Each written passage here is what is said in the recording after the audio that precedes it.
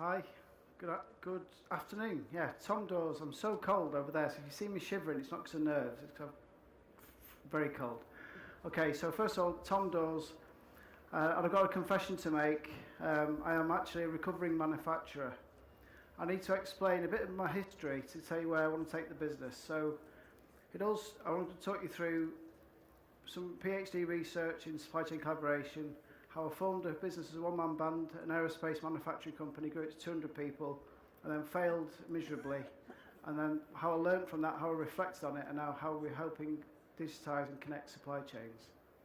So very briefly, I'll give you a bit of background. So supply chains were very flat several years ago, maybe a decade, 20 years ago. The benefits of that was that OEMs had a good direct relationship with the tier ones. The knowledge, the relationships, the communication was there.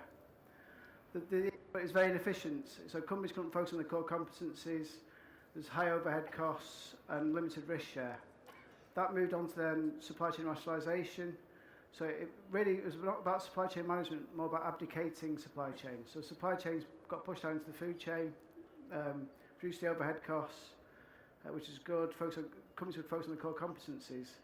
But this is the area that I find interesting, is that there's a lack of knowledge. So good tier ones were becoming tier threes and tier four suppliers. A lot of that knowledge was lost, a lot of responsiveness was lost. So it's how can you combine the two? So I finished my research in 2002 and I thought, right, I want to set up a company. It's why I did my research. Do I go into software? Well, I can't write any software code, I still can't. Thankfully I work with people who can. Or do I go into manufacturing? So I actually set up my first company called Aerogistics, had some success. I had control of the bottleneck, so I bought an aerospace special processing company. I managed the constraints in the supply chain, which was around electroplating and heat treatment. So I managed the capacity constraints in the supply chain. I set up a low-cost supply chain in India and Poland, grew rapidly and had some success, and I was living the dream for a few years. Best new business in 2007, and suddenly the wheels fell off the bus. And I'd like to now talk about what could I have done differently, and how did I learn? So it's almost like I've heard this phrase a few times, trying to change the fan belt in a car when it's running. And it's almost I didn't have enough time to improve the business processes to scale up. So we spent some money on Oracle ERP software, and yet we're doing everything by spreadsheets. It's amazing because spreadsheets are so flexible, so convenient, but so flipping, it's just not scalable. You just can't scale up. It's not collaborative. It's not audited. You can't trace things. It's hard to share. So very fragmented systems.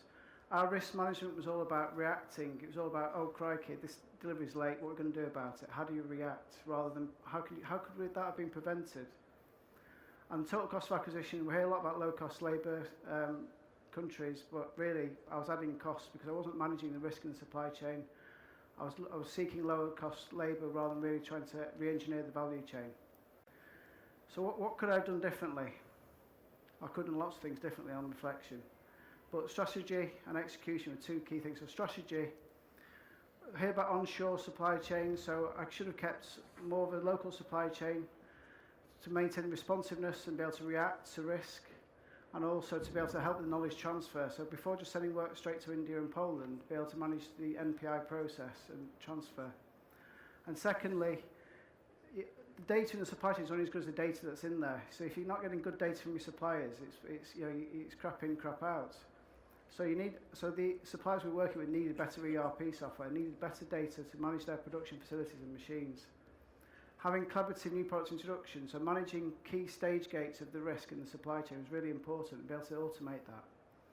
And then not taking people, unfortunately you can't trust everybody in this world, I've learnt that, but if you take your supplier's promise date, saying that these dates are going to be delivered on this date, without any transparency, then you often get let down. So often I've been promised to be parts are going to be delivered on time, they're not even started, not even bought the castings, which takes 26 weeks, examples like that.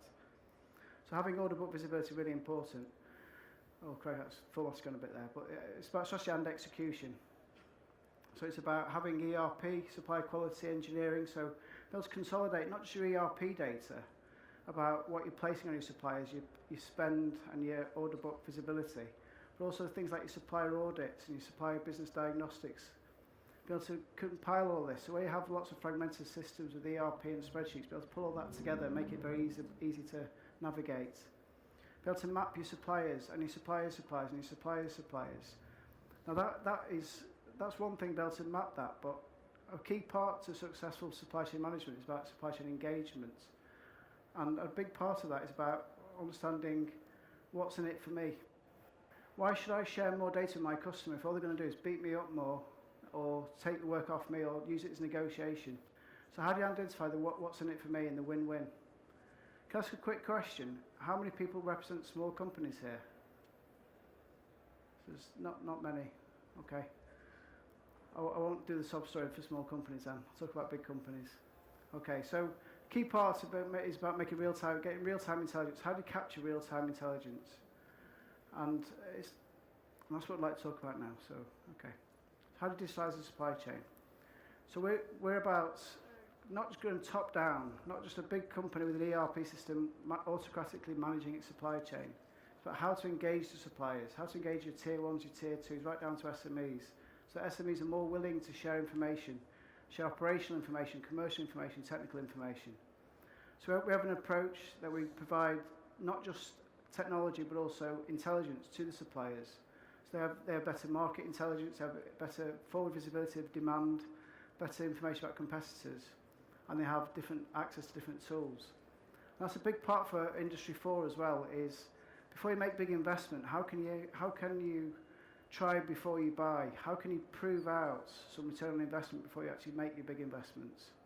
And the freemium productivity apps is one approach. Then it's about connecting the end-to-end supply chain, very much from a bottom up. So it's about how can you motivate the suppliers to share information? How can you get them share information with their customers, suppliers, and capture that? And then it's about how can you visualize that, and that's what I'm going to show you.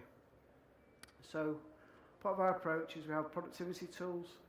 So we have production control software that we sell generally to manufacturing SMEs, but we've got a system we sell directly to Airbus for additive manufacturing. So we have a version that just manages additive manufacturing software.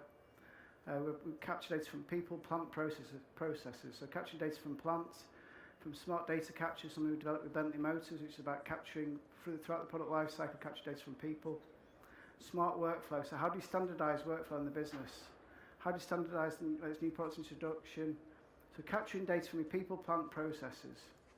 Then it's about not just within the four walls. Industry 4 should not just be about capturing data from people, plant and process. It's also from your partners. If you've got great control of your business, but then you've got lots of disruption from customer volatility or poor supply chain performance, then you're going to have inefficient levels of inventory just to buffer that volatility. So how can you connect with your customers and your suppliers? And then underpinning all of that is how can you do that intelligently? And how can you capture data in real time, analyze that data to then predict? So that's what I'm going to show you about that journey. So we've got here through Innovate UK, so thank you very much Lynn and her team for helping us. So we've got funding from Innovate UK and from Horizon 2020 to help us scale this business up. We work on lots of blue chips, but primarily SMEs. And my passion is about helping SMEs drive productivity, drive efficiencies and collaborate, because that's the only way whole supply chains can be competitive. So one of our platforms is called iCluster. It's about intelligent clustering. Intelligent clustering can be how a large company can cluster with its suppliers, or how a supplier can collaborate with other customers and suppliers. Capturing data from local government, industry associations, accreditation bodies, capturing data from ERP software, CRM software, PLM software, audits, capturing data from what's online, so capturing data from financial credit risk, environmental risk, social media. That's huge amounts of data. So how do you capture all that data, make meaningful sense out of it? So that's what we've got here.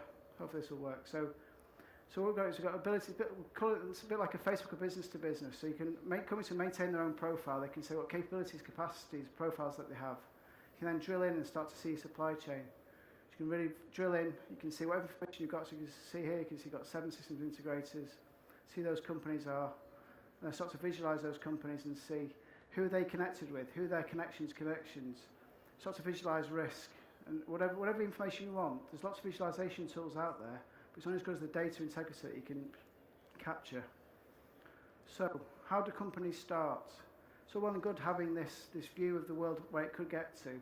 what do you do differently tomorrow? And that's one of the key messages, is what can you do? Where do you start? And it all comes down to data. So it's about where do you get the data from originally? How can you capture good, reliable data from people, plant, processes, and partners? So capture that data reliably. Next step is then using that. So using different tools out there. We've got a great one, by the way, but I would say that. But just be able to visualize your data. Be able to visualize your data in real time. Share that data through dashboards, through mobile interfaces, through cloud technologies, whatever it needs to be to get the right data to the right people at the right time to make the right decisions. Now, this is one key thing I'd like people to try and take away is that you can't go straight to the AI without this next step, which is around diagnostic analytics. Is understanding why are things happening. So I've got my data, I'm visualizing my data, I understand my data. Why are things happening? So we do quite a lot on quality, the root cause analysis of why did that job fail, what happened to that issue. But why did that delivery fail? Why did we not achieve the productivity levels we were expecting? How can you capture that intelligence from the operator, from the supply chain? Only once you do that can you really start to get into the world of predictive analytics on an operational level, to really understand. So going from just lessons logged, which a lot of people do, to lessons learned. So not just capturing what's happened, but why has it happened? What could we have done to prevent it? And then making sure we have a closed feedback loop to make sure that people put the right plans in place to prevent it happening again. And this is me finishing now, really, but this is just about visualizing the data. Once you've got all this data together, you can start to then really analyze, pull your data together. This is an example of a risk dashboard that we have for companies, pulling real-time data. It's all about pulling that intelligence together so you can visualize your information in your supply chain. Okay, and that is me. So if there's one thing I'd like to say, I learned more from failure than I have from success, and hopefully I'll enjoy success more than I enjoyed failure. Okay, thank you very much. Thank you, Tom.